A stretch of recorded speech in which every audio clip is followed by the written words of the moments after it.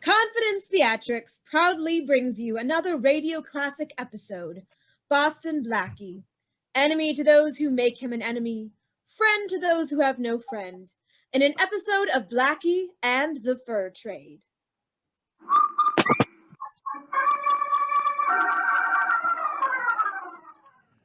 There's the fur coat I was telling you about, Harry. The one in the window, right there. Which one, Janet? That one! The second one to the left. It's a mink, isn't it? Uh-huh. Can you get that one for me? Sure I can. Easy. But it cost $10,000, if that's the one they showed in the ad. Well, is it the one in the ad? Yes, I'm sure it is. Okay, baby, then I'll get it for you. But how, Harry? How? I'll show you how. When? Now? Oh, no, it may take a couple of days. A couple of days? Yeah, it never took me longer than that to get fur coats before. But that was in other cities, darling. Maybe things are different here. Maybe, but I'm the same, and my plan's the same. Yes, darling. I know. Okay, then as long as you know. All we need to get that coat is $2,000, a rainy day, and Boston Blackie. We are now outside the store with Janet and Harry, and something suspicious is happening. First of all, it's raining. Okay, Janet, let's get moving. You got the coat, Harry? The mink? What do you think I was doing while you were paying 2 G's for that Persian lamb? Well, where is it, Harry? Where's the mink? Right here under my arm, under the raincoat. Oh. Hey, I'm getting soaked. Oh, yeah. Taxi! Hey, taxi! Taxi!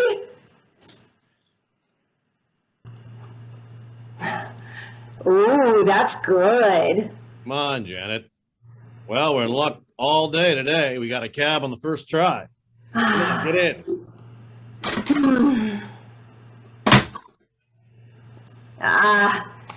It's good to get out of the rain. Yeah, you ain't kidding. Weston Hotel, driver. Okay. We'll go to my place for a while till we can dry out, Janet.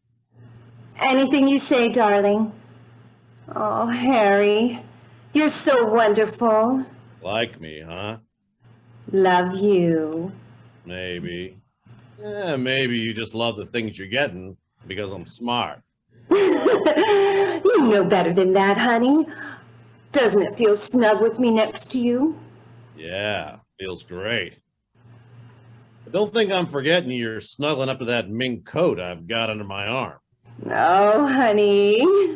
Now, kid, you got work to do. What kind of work? You're going back to Boston Blackie. There's something else you got to get him to do for us. Can you do it? Can I? Blackie will do anything I say.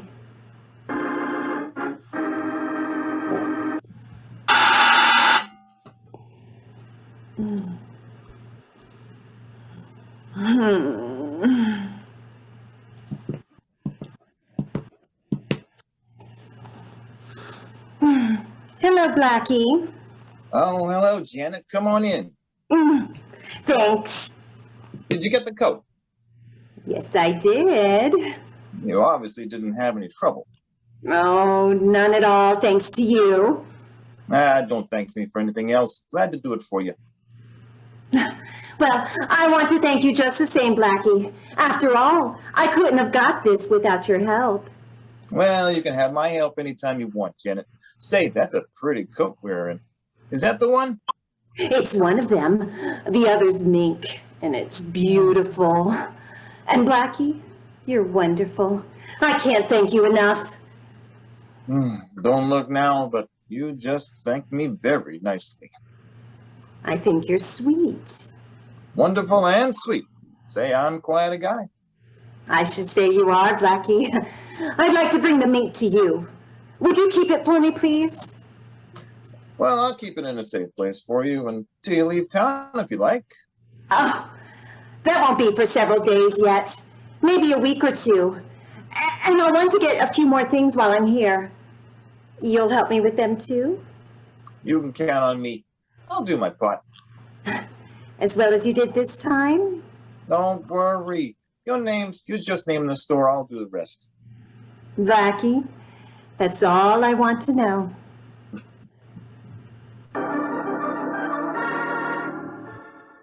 Blackie leaves Janet Hotel's room, and we are transported across town to the home of Mary Wesley, who is startled by a rapid knocking at her door. Open up, Miss Wesley. Open up. Who is it? Faraday. Inspector Faraday. Open the door, Miss Wesley. Just a second. Come on, come on. Well, you can at least wait until I get the door open.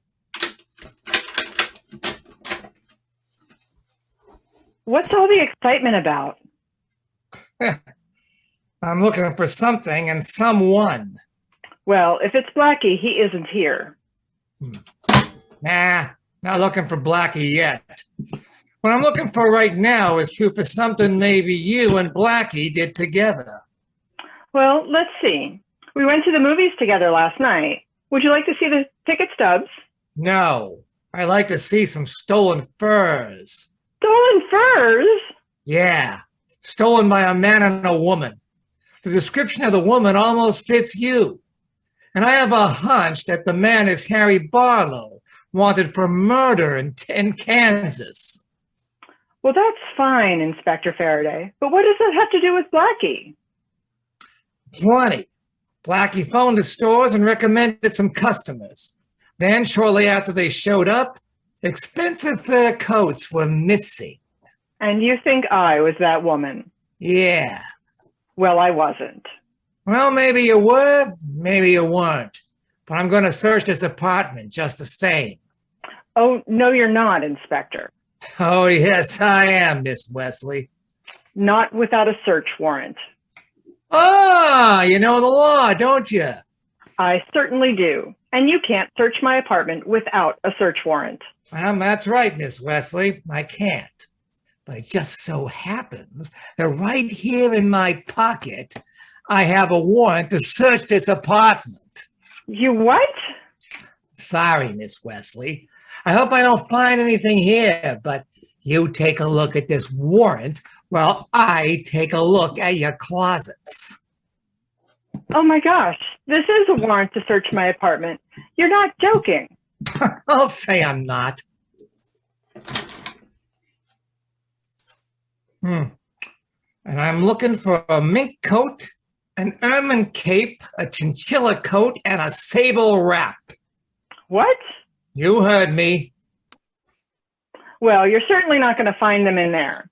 Unless that 6-year-old camel hair looks like a brand new mink to you. Nah, even I know mink from camel hair. Nothing I'm looking for in there. What's in this closet? Oh, be careful. That has my cleaning stuff in it. Yeah? Floor mop, vacuum cleaner, dust mop, and broom. I'm a clean one, huh? Sure.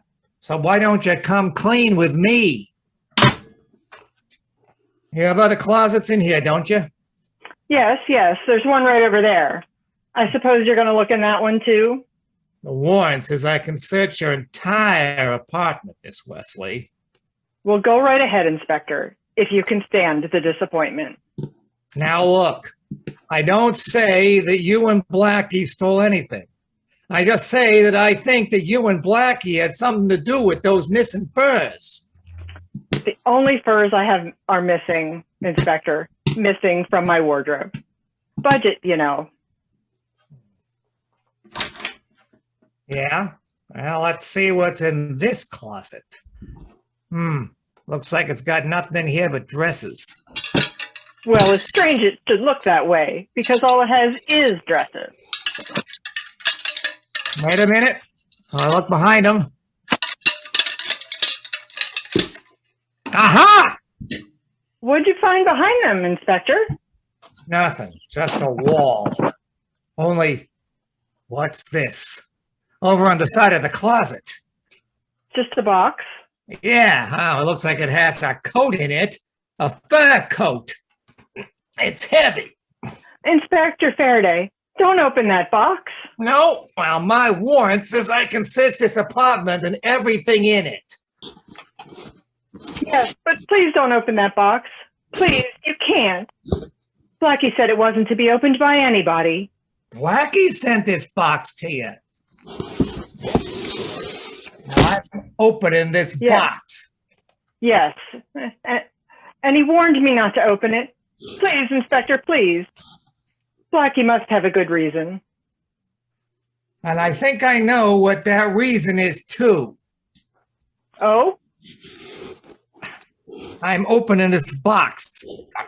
Inspector, I don't know why you want to do that. This string is as strong as wire.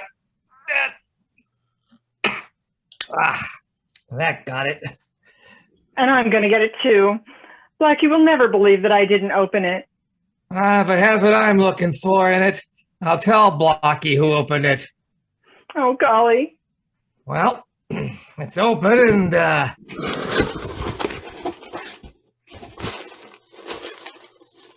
Miss Wesley, Yes?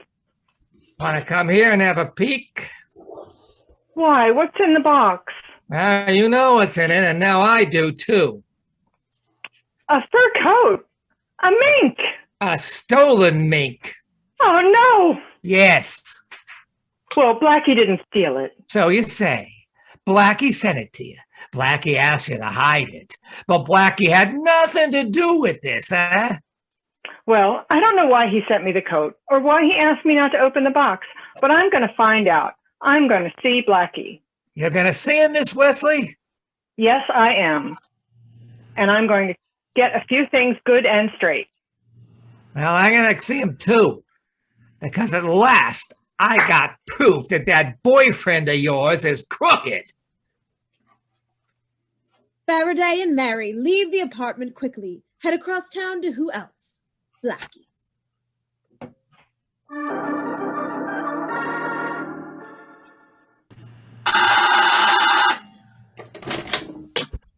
Hello, Blackie. Oh, Janet, come on in. You're alone? Uh-huh. How'd everything go at the store this afternoon? Not a single hitch. Look at the coat I got at Baxter's. Like it? Expensive? I got two. This one was the cheaper one.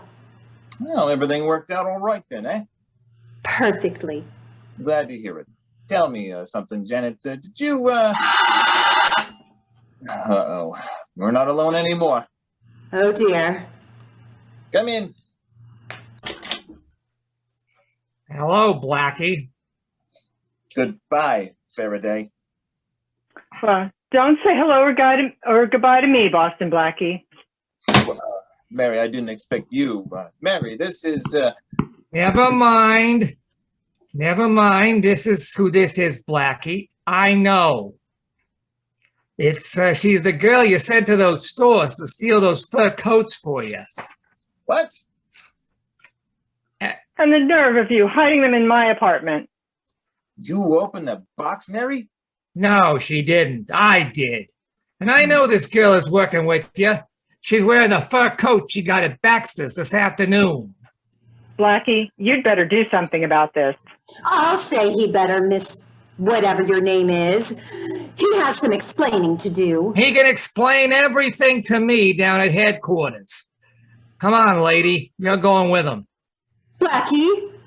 No, she isn't, Faraday. You're not taking us anywhere. No? Oh, you denied you sent the coat to Miss Wesley. No, I admit it. And I admit I told her not to open the box, too.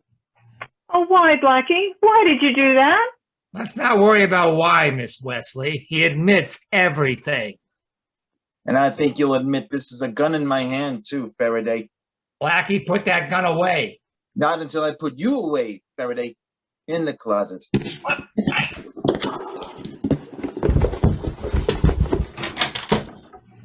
Blackie, please don't. Quiet, Mary. What are you doing? I know what I'm doing. Get in the closet, Faraday. All right, Blackie, but so help me. No, I'll take care of you. Oh, Blackie. Let You me out shouldn't of do here. that. It's all right, Janet. Don't let Faraday bother you. You'll be Blackie? sorry for this. What is You this don't have all nothing about? to worry about, Mary. Oh, I haven't, and I suppose this is all very funny. No, it's not funny at all. I got Faraday locked in that closet. Now you get into this one. Let me out of here. Sorry, Mary, sorry, but you're going to be left in the dark. Blackie, what are you doing? Locking you in a closet too. Can't you tell? Let us out of here. Blackie! Let us out. Blackie, Blackie! what do we do now? Put you away for this. Janet, Blackie, you two let are me behind out! the doors now, but we're not. We're getting out of here.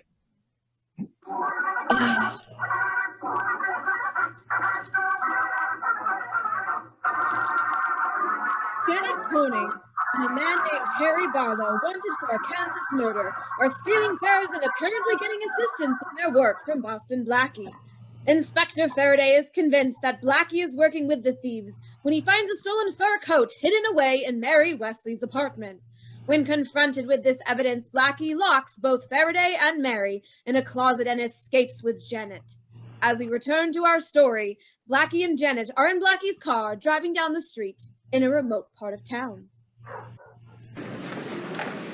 All right, Janet, tell me what this is all about. Oh, Blackie, I'm glad you asked that. I've been almost crazy trying to tell someone, but I've been afraid. But you're not afraid to tell me. No, because you can help me. Somebody better help me. On account of trying to help you, I'm really messed up. Oh, well, you'll get out of it, Blackie. You always do. But what about me? What about you?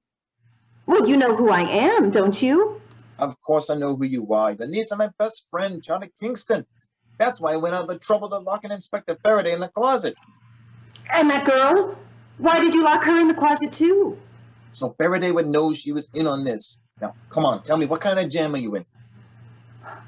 Blackie, I'm working with a man named Harry Barlow. Not because I want to, but because he tricked me into it. And Marlowe is making you do what? Steal furs with him. How? It's all very simple. I go in and ask to look at furs, and while I buy a cheap one, Harry steals an expensive one I've looked at but didn't buy.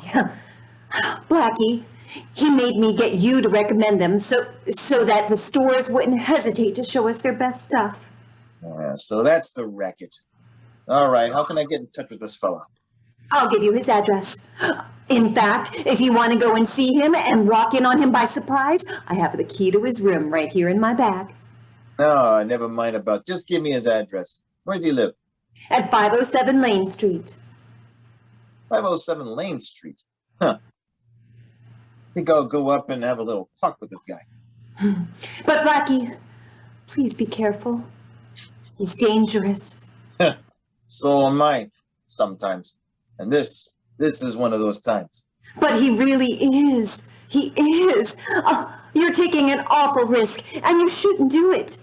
Not for me. I'm not doing it for you alone, beautiful. I'm doing it for myself, too. Birds are supposed to keep people warm. I can believe that. The ones you and Harry stole certainly have made it too hot for me. Blackie leaves and heads to find Harry Barlow at 507 Lane Street.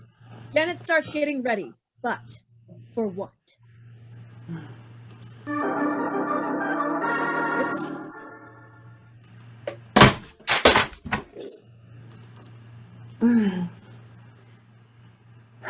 Well, what is this, Janet? Oh, hello, Harry. Well, just like that. Hello, Harry. Sorry I interrupted your packing. Going somewhere? Oh, no, not exactly. I figured we might have to leave town almost any time now, and I wanted to be ready. Oh, you did you? Uh-huh. You weren't going to run out on me or anything like that. Honey, you know better than that. I did once, but that was before you met Blackie. Blackie? Now look, Harry. There's nothing between him and me. I just sent him all the way to the other end of town on a phony address. He wanted to find you, honey. Find me for what reason, kid? To knock me off so you and him could be a team? Harry, you can't. No more think lies, of- Janet. Here you are, ready to pull out and leave me to take the rap for all those fur jobs. You figured we were through, didn't you? Oh, no. No, Harry, honest, I didn't. I got news for you. You and I are through. But I decided that just now. I'm packing you in. You're as hot as a 2-bit pistol. You could be picked up by any of those sales girls that waited on you. I was going to string along with you in spite of that. But I changed my mind now. I'm leaving town, but you're staying here. Okay, bud. That's all right with me. Is it? Yeah. Better be. You know, kid, you're just a natural-born double-crosser. You say you sent Blackie on a wild goose chase. Okay, you crossed him. You're gonna pull out of here, pick up your loot, and scram. That means you are gonna cross me. You can't be trusted, Janet. Uh-huh. You just can't be trusted.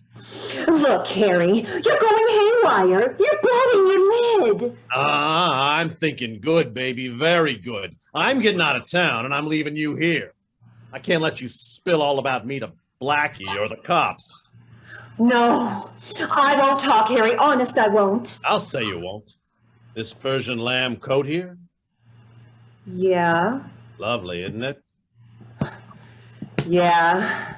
Come here, baby. Come here. Harry. You know something? You're lovely, too, Janet. Too bad you couldn't play anything straight. Harry, you're not... Now, what, dear? Harry, you're not... Relax, relax. That's better. You know, I just thought of something. Huh? You used to say when we started out in this racket that you wanted all the good things you could grab. Yeah. Yeah. You wanted to be loaded with diamonds and smothered in mink. Yeah. But Harry, put that coat down. Put that...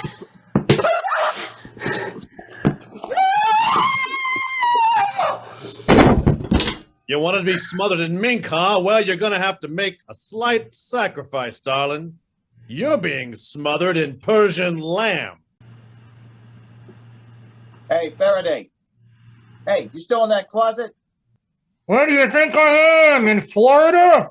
I'll let you out. It's about time. Where you been? At a phony address. Oh, your address is gonna be in the city jail in a minute.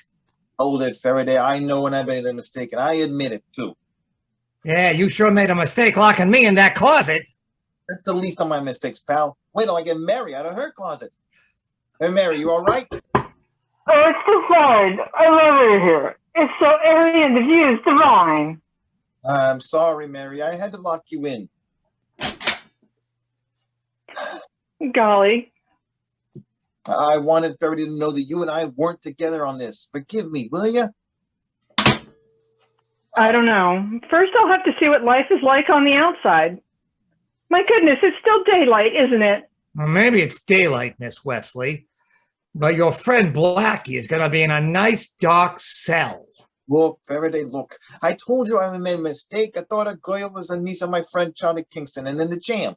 So I was just trying to help her. What do you mean you thought she was Charlie Kingston's niece? Didn't it occur to you to check? I tried to, Faraday, but Charlie's traveling in Europe and I couldn't get touching with him. She had a letter, but now I know it was forged. Fine time to find out. All right, but that doesn't explain everything. You know, I know. You want to know what I've been doing to help these two? Well, it's nothing really. All I did was phone the stores and ask that my friends be well taken care of. Apparently, they wanted me to do that for two reasons. One, to make sure they only saw the best voice, and second, so that when they left town, the heat would be on me. Well, that coat in my apartment certainly put the heat on me. I'm sore about that, Blackie. Oh, I can explain that too, Mary. Janet asked me to keep it for her. I didn't want to leave it here. Any character in town's liable to drop in here anytime. So I thought the safest place would be in your apartment. Oh, fine. You keep a fur for another girl in my apartment. But Mary, don't you see why? Oh, sure, yes. I see it now. I don't see why you warned this Wesley not to open the box. That should be obvious to a school kid, Faraday. If Mary had opened the box, she'd have thought the coat was for her. And I didn't think it was right to ask her to keep a coat for somebody else. Oh, yeah. I don't get it. I think he's telling the truth, Inspector. I would have thought the coat was for me. I have a birthday coming up soon. Okay. It's beginning to make sense to me now. But when you ran out on us, what were you going to help Janet do? Steal more furs? No, I didn't realize she was stealing furs. I thought she was just being used by somebody who was. Now I've changed my mind since she sent me on a wild goose chase, Faraday. I admit I made a mistake. So, the great Boston Blackie admits he made a mistake, does he? Oh, that's a good one. I know a hyena laughs better and looks better while he's doing it. Lay off me, will you? I made a mess out of this. But give me time and I'll straighten it out. I'll give you time, all right. 5 or 10 years for obstructing justice. I could have nabbed that girl except for you. I'm sorry, Faraday. I thought she was an all right girl in a jam. Oh, Blackie, you were always a pushover for a pretty face, weren't you? I still am, aren't I? Aren't you glad of that, Mary? Oh, I never thought of that.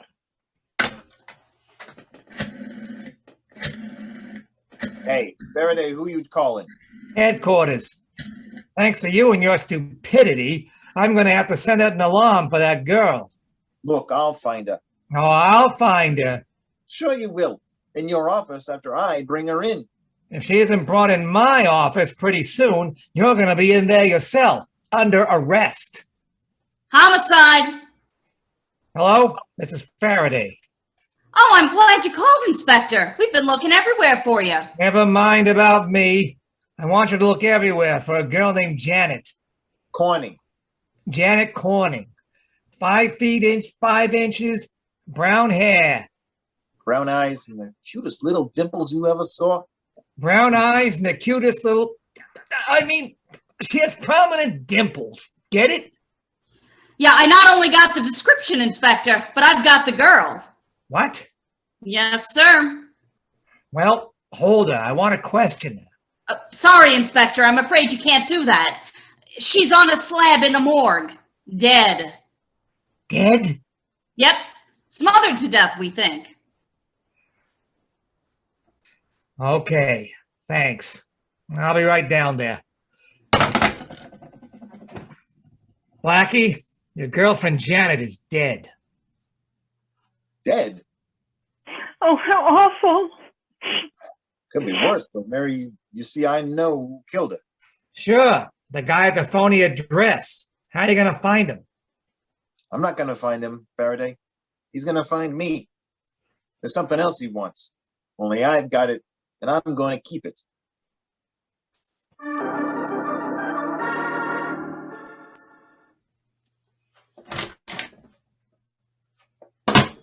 Who's that? You want to know, Blackie? Who are you, and what are you doing in my apartment? Maybe you'd like one answer at a time, huh? At this time in the morning, one at a time is all I can understand. Who are you? Harry Barlow. Mean anything to you? Yeah, you're Janet Corning's partner. Or should I say the late Janet Corning's partner. You know she's dead, huh? Blackie, you awake enough to see this gun in my hand? I saw that before I saw you. I don't know which of you I'm sorrier to see. Give me that key and you won't see either of us in a minute. Huh. What key? You know, the key that Janet gave you. The key to the safe deposit where I got the furs in. Oh, that key. I've got it. But Janet didn't give it to me. I lifted it out of her purse. What? Well, what's the difference how you got it? I want it. I'm leaving town, and I'm not leaving without those furs.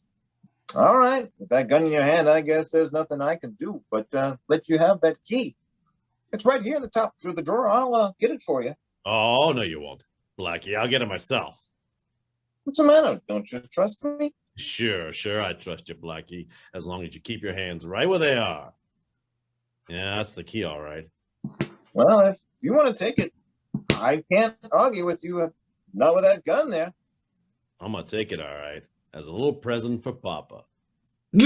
Ah!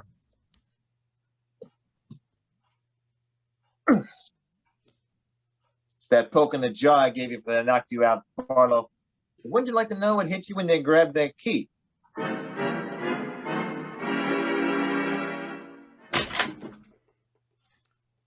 Is he Blackie? No, come on in, Black Faraday. Sit down. I was just sitting here with nothing on my mind. You won't change that situation, any. You got nothing on your mind, but I got plenty on mine, Blackie. We have Harry Barlow cold for those fur heisting jobs. He's wanted for murder on the West Midwest. How'd you grab him? It's a secret, Faraday, but I'll give you a little tiny hint. He went for a key that I had planted in my room. Did he get it? He sure did. Right across his great big chin. I clipped him, Faraday. What was he doing all this time? I'll give it to you slowly, pal. He came into my room with a gun. Yeah? He knew I had the key to the box where the stolen furs were locked up. Yeah? And I told him to take the key. But I forgot to tell him that I had wired it to the electric socket. I get it. He grabbed the key, got a shock, and dropped his gun. You're close, kid. He yelled at the shock, and I poked him one for luck. That acted kind of like a lullaby because the next thing I knew, he was fast asleep. Huh. Now that's how you did it, huh, Blackie? I was wondering. He was a pretty tough character, they tell me. So I hear. But he fell asleep just like a baby. And then I called you, Faraday, and when he got out of the arms of Morpheus, he was snug in the arms of the law.